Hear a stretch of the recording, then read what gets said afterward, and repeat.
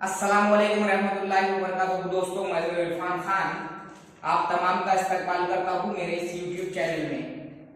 आज का जो वीडियो है, जैसा कि हम तमाम जानते हैं कि अलग अलग वीडियो हर टॉपिक पे आ रहे, लेकिन इसके पहले मैंने कुछ ऐसे बाकी सवाल किया था, कराया था, जो कि थोड़े बहुत इजी गोइंग में है। लेकिन आज जो सवाल है वो कॉम्प्लिकेटेड सवाल है, कॉम्प्लिकेटेड यानी कि मुश्किल तरीन दिखने वाले सवाल को हम जिसको फॉर्मूले लगते उसके जगह पे भी हम बगैर फॉर्मूले के हल करने की कोशिश करेंगे, मतलब है कि शॉर्ट ट्रिक्स के जरिए। वीडियो जो है ये लेंथी होगा, ये बात ध्यान में रखिए। सवाल ज्यादा है और तरीके में इजी गोइंग में बताते जाऊंगा हल करने के। सवाल पीछे है, ये पहला सवाल। इंशाल्लाह हर सवाल को जो है हर तरीके से अपन एकदम शॉर्ट में हल करने की कोशिश करेंगे। सवाल लेंथी है, सवाल कॉम्प्लिकेटेड है, लेकिन जवाब आसानी से 36 सेकंड को ध्यान में रखते हुए कैसे निकालना अपने को आना। तो सवाल अपना हम सामने देख रहे हैं कि एक इम्तिहान में जवाब को कामयाब होने के लिए लगने वाले नंबरात के मुकाबले में, कामयाब होने के लिए लगने वाले नंबरात के मुकाबले में 18% नंबरात ज्यादा मिलते हैं और अक्सा को 6% नंबरात कम मिलते हैं। चूंकि ये मेरे भांजा और भांजी है तो मैं अक्सर इन्हीं का नाम इस्तेमाल करता हूँ। आप बोलेंगे बार बार ये जवाद और अक्सा और एक मायरा और शादान, ये दो ये 4 कैरेक्टर जो है ये मेरे भांजा भांजी और भतीजा और भतीजी है, तो उनके ही नाम मैं अक्सर लिखता हूँ। तो अक्सा को 6% नंबरात कम मिलते हैं। दोनों के नंबरात का फर्क जो है वो 96 है। तो इम्तिहान के कुल कितने नंबरात, इम्तिहान कुल कितने नंबरात का था? सवाल पे गौर करो। अपने जैसे एवरेज माइंड स्टूडेंट को जब अपने ऐसे अपने इम्तिहान में जो ऐसा इम्तिहान जो फ्यूचर तय करता, जो नौकरी देता है, उसमें जब पूछते तो हम कैसे कितनी की तैयारी करो, हम ऐसे सवाल को देख के अक्सर डर जाते हैं या फिर जंबल हो जाते हैं। जंबल होने का नहीं। अब देखो, जो वो बोल रहा है कि जवाब को कामयाब होने के लिए जितने नंबर लग रहे थे उससे 18% जो है ज्यादा नंबर मिले। अब सबसे पहले क्या करेंगे हम, जो ये 18% इसको ज्यादा मिले और 6% जो इसको कम मिले, अक्सा को और जवाब को, इनकी कर देंगे हम जमा। 18%, देखो कितना बड़ा सवाल और कितने फास्ट जवाब आता। जमा 6% अक्सा को कम आए तो ये हो गए 24%। 18 और 6 24%। अब आया ये 24%। मैंने पहले बोला तिरछी ज़रब वाला मामला। 24% जो है 24% ये जो है बराबर है 96 नंबरात। 24% बराबर है 96 नंबरात। क्योंकि एक पर्चा जो होगा वो 100% का होगा, तो फीसद के नीचे फीसद देखो, तो 100% बराबर क्या?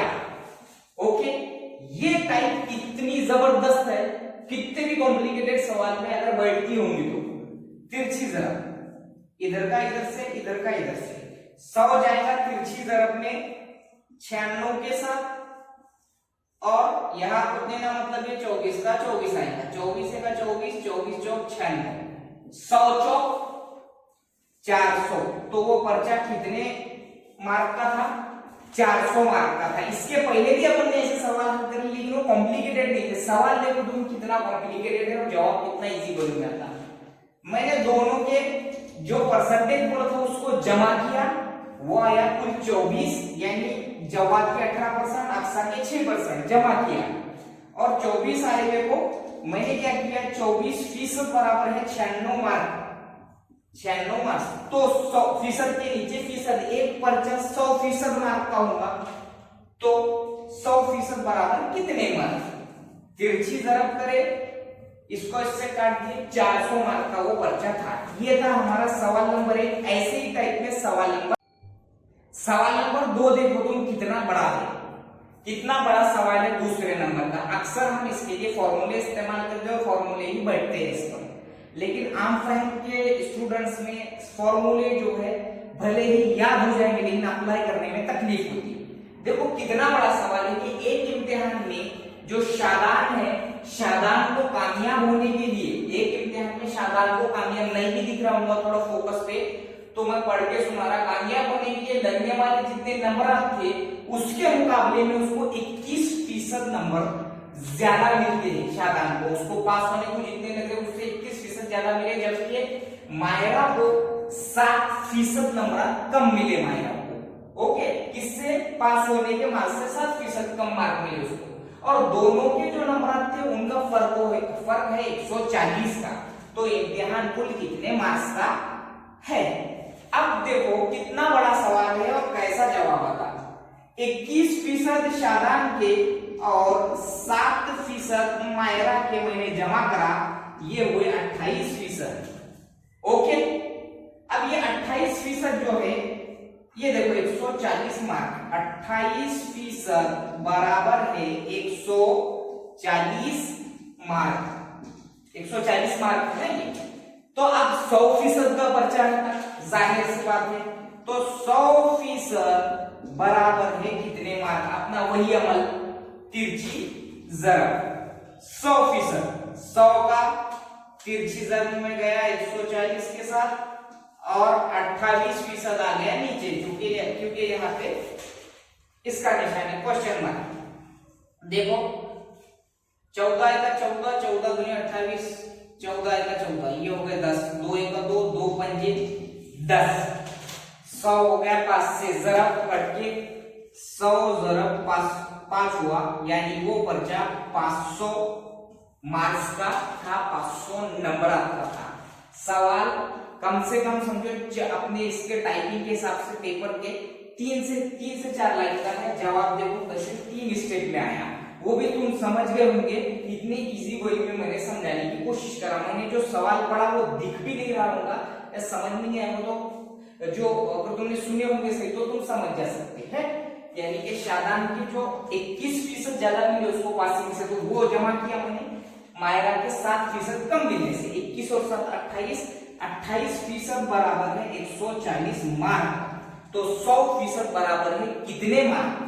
इनकी किया तिरछी जरब, तिरछी जरब में कट के आया 100 के साथ 5, 100 म्हणजे 500 मार्क का वो था। क्वेश्चन नंबर 3 टाइप बदल जाएंगे अब अगले सवाल की।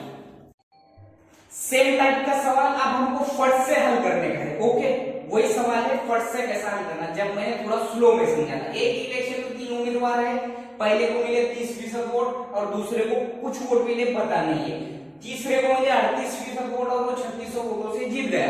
तो गांव में कितने वोटर्स हैं?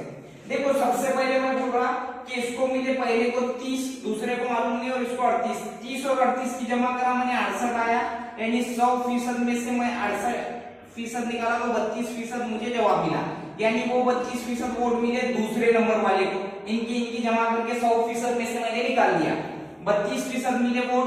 अब देखो तीसरे और दूसरे में फर्क कितने का?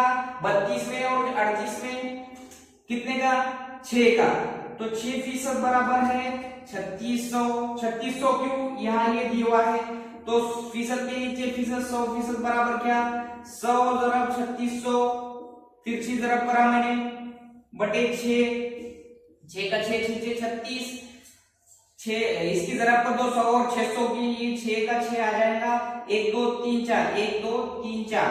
तो वो उस गांव में जो है 60,000 वोटर्स थे। आया फट से, कितना बड़ा सवाल, कितने फास्ट में आया। और जो मैं बार बार बोल रहा हूँ टैट वाले भी देख रहे होंगे तो वो भी, और 8वीं स्कॉलरशिप में तुम्हारे भाई बहन होंगे या तुम्हारे स्टूडेंट्स होंगे तो वो भी देखें तो इसको बहुत फायदा है। नेक्स्ट सवाल लेंगे, टाइप चेंज कर देंगे, थोड़ा अलग टाइप का कॉम्प्लिकेटेड लगने वाला सवाल, इजी वे में कैसा हल करना। एक शेयर की फरोख्त कीमत जो है ये खरीद कीमत का 3/4 गुना है, तो उस कारोबार में कितना फीसद नफा या नुकसान हुआ। अब देखो ऐसा दिखने वाला सवाल 3/4 गुना है, तो सबसे पहले देखो किसका जिक्र हुआ? फरोख्त कीमत का जिक्र हुआ। इसलिए फरोख्त कीमत के लिए पहला हिस्सा 3/4 में पहला हिस्सा क्या है? 3 है, तो पहले फरोख्त कीमत का जिक्र हुआ, तो फरोख्त कीमत के लिए पहला हिस्सा लिए 3/4 में से 3, खरीद कीमत दूसरा हिस्सा 4। ओके, अब देखो खरीद कीमत ये हमेशा 100% रहती। ओके, खरीद कीमत ये हमेशा 100% होती है, इसलिए 4 बराबर है 100%, 4 बराबर है 100%, यानी कि 4 बराबर है 100, ये 100% होती है ना, तो 3 बराबर क्या?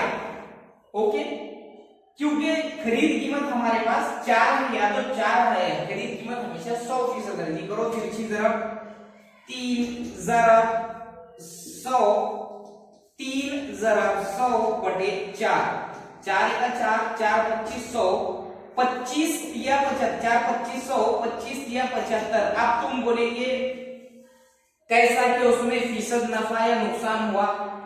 जब भी कीमत 100 के नीचे आए, जितनी कमाई 100% से नीचे जितनी भी कमाई, वो घाटा होता है, वो नुकसान होता है। 75 ये 100 से 25 कम है, तो तुम वहां ऑप्शन में 75% भी होता है। तो उस जो कारोबार में ये जवाब अपना 75 आया फीसद, तो 100 से कितना कम है? 25% कम है। कम मतलब घाटा, और 100 से ऊपर गया मतलब फायदा। तो 75 जवाब मिला है कि 25% घाटा या नुकसान हुआ उस कारोबार में। एक पहले फरोख्त कीमत का जिक्र था, तो मैंने फरोख्त कीमत के लिए पहला हिस्सा लिया 3/4 का 3, खरीद कीमत दूसरा हिस्सा लिया 4, 3/4 का 4। खरीद कीमत हमेशा 100% होती है, 4 बराबर 100%, तो 3 बराबर क्या? तिरछी ज़रब कर दो, मुझे 75 जवाब मिला। 75 जवाब यानी 100 से 25 कम, यानी 25% नुकसान। 100 से नीचे आया, एक भी नीचे आया मतलब वो 99 आया मतलब 1% नुकसान हुआ, 75 आया मतलब 25% नुकसान हुआ, 112 आया मतलब 12% फायदा हुआ, 101 आया मतलब 1% उसमें मुनाफा हुआ, 100 आया, 100 के 100 आया मतलब ना नफा हुआ ना घाटा हुआ। नेक्स्ट क्वेश्चन देंगे। अब सवाल जो है अगला, ये बड़ा कॉम्प्लिकेटेड टाइप का दिखने वाला है, दिखने में भी और है भी पढ़ने में, लेकिन उसको ऐसा चुटकी में सॉल्व कैसा करना, ये कमाल की चीज है। दिखने वाला कॉम्प्लिकेटेड, बगैर फॉर्मूले के कैसा। गीता सुबह सुबह मंदिर में जाती है, और हर बार जो सीढ़ियां होती है जीने, वो जीने पर उसके सिलसिलावार नंबर के हिसाब से उतने ही फूल हर पायरी पे, यानी हर सीढ़ी पे डालते जाती है।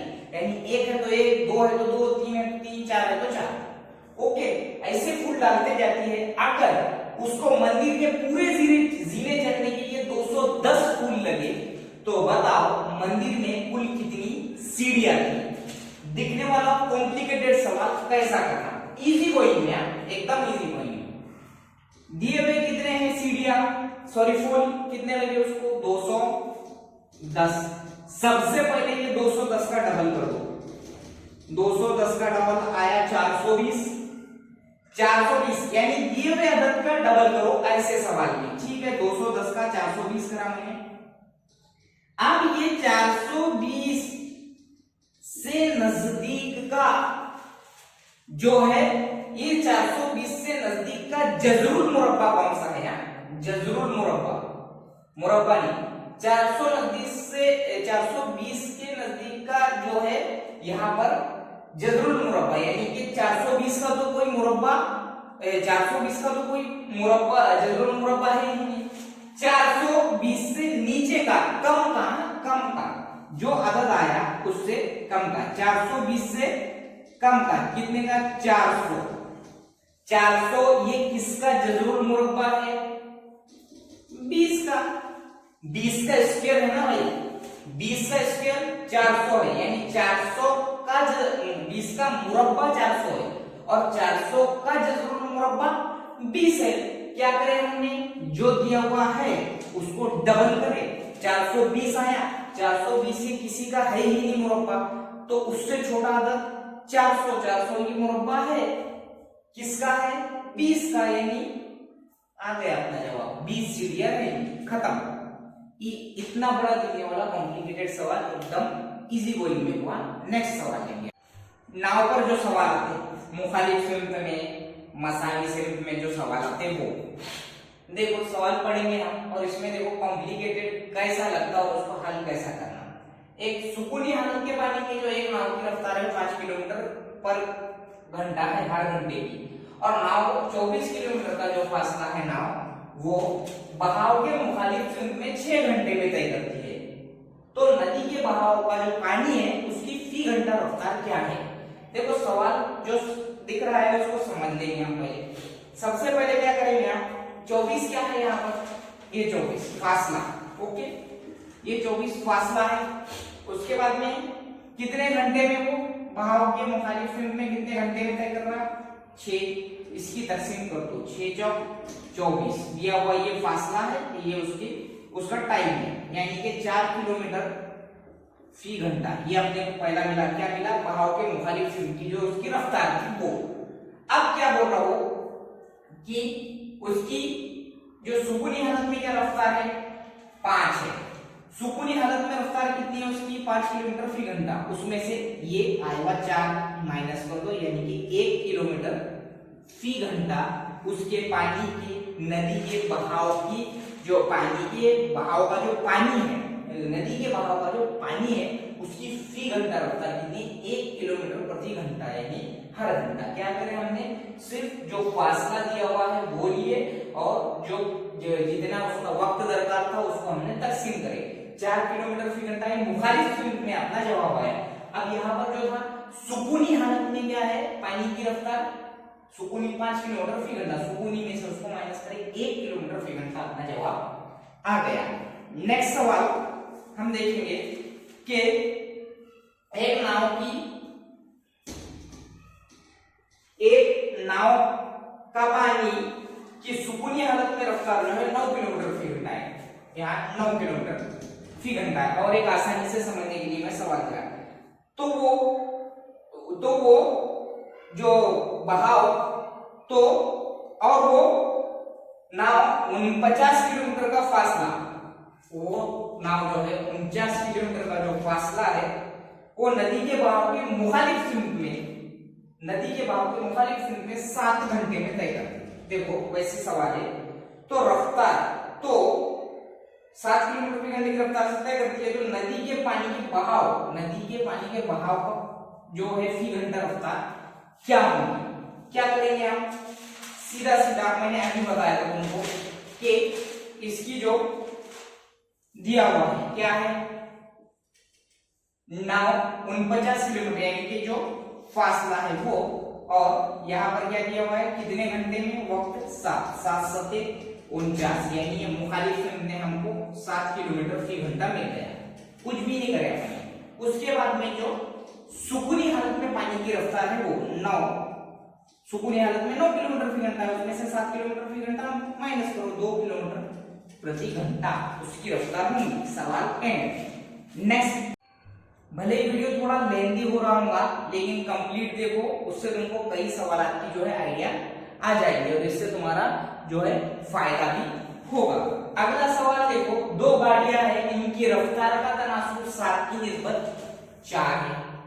रफ्तार का तनासुब 7 की निस्बत 4, जबकि गाड़ियों के लंबाई का तनासुब 3 की निस्बत 8 है। तो गाड़ियों को एक पोल यानी एक खंभा पार करने के लिए जो दरकार वक्त लग रहा उनका तनासुब क्या होगा।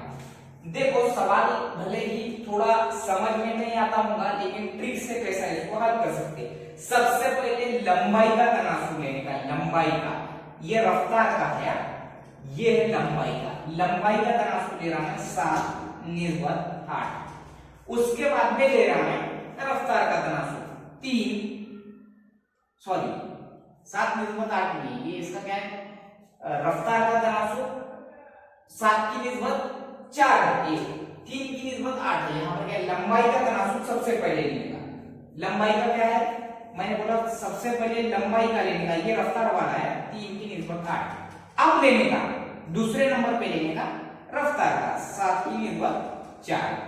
अपना हल वैसी जो रहा था तिरछी जरब, लेकिन इसमें एक काम है कि जो तुम तिरछी जरब करेंगे तो उसके इधर कैसे, जैसा कि मैंने यहाँ करा 7 8 56, तो ये यहाँ मैंने 56 दिया, ओके, और ये 4 दिया 12, यहाँ दिया, इतना तनासुब मिला। अपने को अभी कटता होगा तो काट लेने का, 4 से कट सकता, ओके, 4 किया 12 और 4 का 4 बचे 1, 4 चौक 16।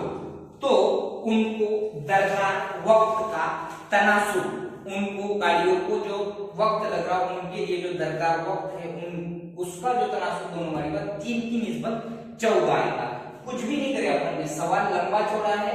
सबसे पहले से अपन ने क्या करे, उनके लंबाई का तनासुर लिखे ऊपर और उसके बाद में रफ्तार का तनासुर लिखे और उनकी तिरछी ज़रब करके उनको काट कर तनासुर निकाले। खत्म, सवाल का जवाब आ गया अपना। ये सवाल मैंने पहले भी दिया और वापस ले रहा हूं, लेकिन ये कॉम्प्लिकेटेड वाले हैं, वो थोड़े आसान थे। इसमें क्या रहता, ये स्टेट प्रिलिमिनरी में से मैंने सवाल में से लिया हूं, जो राज्य सेवा एमपीएससी में जो आईक्यू में पूछता हो राज्य सेवा क्लास 1 के लिए, उसमें ये कुछ सवाल मैंने उठाया। अब देखो इसको एकदम इजी ट्रिक में कैसा है याद रखने का। सवाल है तमाम जानवर परिंदे हैं और तमाम परिंदे जानवर है, बयान है ये, इसका अपना अंदाज है कि अंदाजा ऐसे रहते हैं, अंदाज सही है या गलत बोलने का रहता।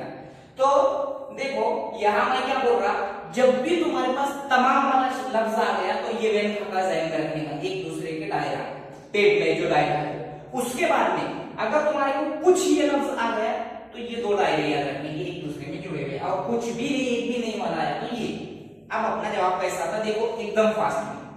तमाम परिंदे जानवर है, मैंने बोला तमाम लफ्ज आया तो ये वाला था, ये मैंने बना लिया तमाम परिंदे। अब तब तमाम जानवर परिंदे बोल रहा हो तो कैसा, तमाम के बाजू का जो लफ्ज आता है उसके लिए छोटा दायरा, दो दायरे का छोटा दायरा, तमाम के एकदम बाजू में जो होता है उसके ये आया, क्योंकि ये तमाम के बाजू में जानवर लिखे हुआ और परिंदे उसके बाजू में, और उसके बाजू का लफ्ज बड़े के लिए आएगा, बड़े दायरे के लिए। ओके, अब क्या बोल रहा हूं, तमाम परिंदे जानदार है, आया और एक बार तमाम लफ्ज, यानी दूसरा खाका नहीं बनाने का, सीधा सीधा ये परिंदे को इसमें ले लेने का। क्यों, क्योंकि यह तमाम परिंदे जानदार होगा, ये मैंने जानदार दिया। अब ये जानदार यहां मैंने क्यों लिखा, क्योंकि मैंने बोला तमाम के बाजू में जो लफ्ज आता वो पेट के अंदर होना, यानी बड़े के अंदर छोटे जब आएगा दो दायरे, तो छोटा दायरा रहेगा वो तमाम के बाजू वाला, और इसके बाजू वाला रहेगा बड़ा, ये जानदार आया। अब अपना अंदाज देखो, तमाम परिंदे जानवर है, ये परिंदे है, ये जानवर है, ये परिंदे, ये जानवर।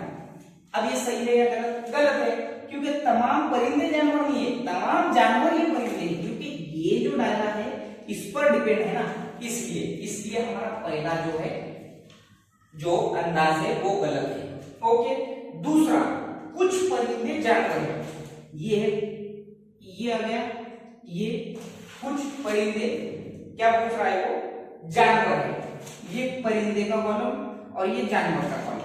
तो ये जो दूसरे वाला स्टेटमेंट है ये परिंदे का दायरा है और ये जानवर का दायरा है। कुछ परिंदे जानवर है, ये पूरा परिंदे का दायरा है, उसमें का कुछ जो हिस्सा है परिंदे का, कुछ हिस्सा जानवर का है। इसका मतलब सीधी सी बात है कि कुछ परिंदे जानवर है। दूसरा स्टेटमेंट सही है। जब तुम्हारे सामने तमाम लफ्ज आया, ये खाका याद रखो, कुछ आया तो ये रखो परमानेंट, और कुछ भी नहीं आया तो ये रखो, और तमाम के बाजू का लफ्ज हमेशा दो दायरे के अंदर का छोटा दायरा होता है और उसके बाजू का लफ्ज बड़ा दायरा होता है। नेक्स्ट, अब देखो सवाल, तमाम आम सेब है, ये बयान है, और कुछ सेब अनानास है, ये बयान है। तो अंदाज, कुछ आम अनानास है और कुछ अनानास आम है, अंदाज कौन सा सही और कौन सा गलत है बताइए, ऐसा सवाल है।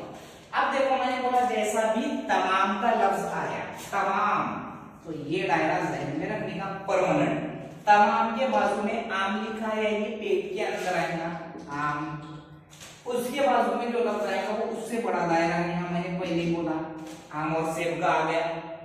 कुछ लफ्ज आए, कुछ यानी मैंने बोला था दायरे में दायरा, याद है? तो कुछ सेब अनानास, ये सेब का दायरा, इसका कुछ हिस्सा जो है अनानास है। ओके, ये बन गई अपनी वैन खाका। अब बोलो कुछ आम अनानास, कितना इजी क्वेश्चन, आम का और अनानास का कोई कंसेप्ट है क्या? यहाँ दूर दूर तक लेना, इतना गैप है, इसका मतलब ये गलत है। कुछ अनानास आम है, कुछ अनानास आम है, यानी कि दूसरा ही गलत, क्योंकि अनानास और आम का कंसेप्ट है ये दोनों जवाब जो दोनों अंदाज है गलत है। कितना इजी क्वेश्चन आया देखेंगे हम नेक्स्ट टाइम। सवाल देखो, राज्य सेवा 2015 के एमपीएससी में प्रिलिमिनरी में पूछा हुआ सवाल है। क्लास 1 के लिए जो राज्य सेवा जो एग्जाम लेता है तहसीलदार वीडियो डिप्टी सीओ और डिप्टी एसपी वगैरह के जो एग्जाम होते हैं एमपीएससी के, उसमें ये सवाल पूछे हो। देखो सवाल कैसा कॉम्प्लिकेटेड दिख रहा। तमाम कागज किताबें है, तमाम लफ्ज आया, मैंने पहले ही बोला तमाम लफ्ज, ओके, ये दो एक दूसरे वाले तमाम, और मैंने बोला तमाम के बाजू में जो लफ्ज है उसके लिए पेट में का छोटा जो रहेगा ये छोटे वाला रहेगा कागज, उसके बाजू वाले के लिए बड़ा रहेगा। तमाम कागज किताबें बना अपना। अब देखो सवाल लंबा चौड़ा है, ठीक है। अब उसके बाद मैं क्या बोल रहा हूँ, कुछ किताबें पेन है, किताबों का दायरा ये है, मैंने बोला कुछ के लिए एक दूसरे के बाजू में ये ऐसा, कुछ किताबें पेन है, कुछ किताबें पेन है, कुछ किताबें पेन है, कुछ के लिए मैंने बोला था बाजू वाला। उसके बाद में बोल रहा हूँ तमाम पेन पेंसिल है। देखो ये पेंसिल, मैंने बोला तमाम वाला अपना जो है ये तमाम वाला एक दूसरे में, ओके। तमाम पेन पेंसिल है, ये पेंसिल लिया मैंने क्योंकि मैंने बोला था तमाम पेन, ये तमाम पेन के इसके तमाम के बाजू का पेन में आएगा और उसके बाजू वाला जो आएगा वो बड़ा आएगा, आया पेंसिल बड़ा, ओके। क्या बोल रहा हूँ, और तमाम पेंसिल रबर है, ये देखो इसमें बैठ नहीं रहा है असल में, ओके। पहले नंबर पे मैंने बोला तमाम कागज किताबें, ये कागज तमाम कागज किताबें, तमाम के बाजू में क्या है कागज है, तो ये छोटा हो जाएगा और ये किताबें बड़ा। कुछ किताबें पेन है, देखो मैंने कुछ के लिए बोला था एक दूसरे को लग के जो आकृति आती वो, कुछ किताबें पेन है, ये पेन। तमाम पेंसिल, तमाम पेन पेंसिल है, ये मैंने बोला तमाम के लिए दायरा, ये पेंसिल। अब तमाम पेंसिल रबर है, ओके। तमाम पेन पेंसिल है, एक दूसरे में तमाम के लिए इस्तेमाल हुआ, तमाम के लिए ये हुआ। उसके बाद में तमाम पेंसिल रबर है, ये पेंसिल है, ये तमाम लफ्ज आया तो मैंने इसको ले लिया रबर, बन गया अपनी बहन आकृति। देखो कैसा फट से जवाब आता। 2 मार्क के लिए अगर ऐसा पूछ दिया तो अपने को कितना इजी को इनके जवाब आता। देखो क्या है, कुछ रबर कागज है, ये रबर है और ये कागज है, ओके। ये रबर है, ये कागज है, कनेक्शन दिख रहा है रबर और कागज का, कुछ भी नहीं। पहला अंदाज, पहला अनुमान गलत है। कुछ कागज पेंसिल है, ये कागज और ये पेंसिल, कोई कनेक्शन है बिल्कुल भी नहीं है, वो भी गलत है। देखो यहाँ साफ साफ दिख रहा, ऐसी पेन खाता नहीं बनाए तो समझता क्या, नहीं समझता।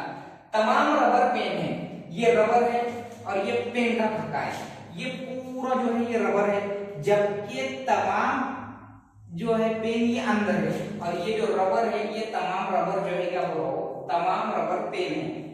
तमाम रबर पेन है, गलत है, क्योंकि ये पूरे जो रबर है ये पेन है या नहीं है, क्योंकि पूरे पेन और पेंसिल उसके पेट में आए हैं, उसके बीच में आए हैं, तो वो रहेंगे तमाम पेंसिल जो रहेंगे वो रबर रहेंगे तमाम पेन, लेकिन तमाम रबर पेन नहीं है। तीसरा भी अनुमान अपना गलत है, राज्य सेवा का सवाल है।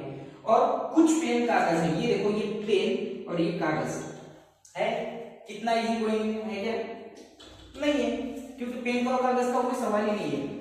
आज का जो वीडियो था थोड़ा लंबा रहना, लेकिन पूरा वीडियो देखो, इंशाल्लाह आपको 100% ये चीज जो है फायदेमंद रहेगी और आपके समझ में आएगी। वीडियो को मुकम्मल देखो, लाइक करो, सब्सक्राइब करो, उर्दू मीडियम तक शेयर करो, ग्रुप्स में शेयर करो और उर्दू मीडियम का फायदा होने दो। और इंशाल्लाह मुझे अगर वीडियो अच्छा लगे तो कमेंट बॉक्स में जरूर बताओ और ट्रिक्स कैसी लगी वो भी बताओ, सवाल कैसे लगे बताओ। अस्सलाम वालेकुम।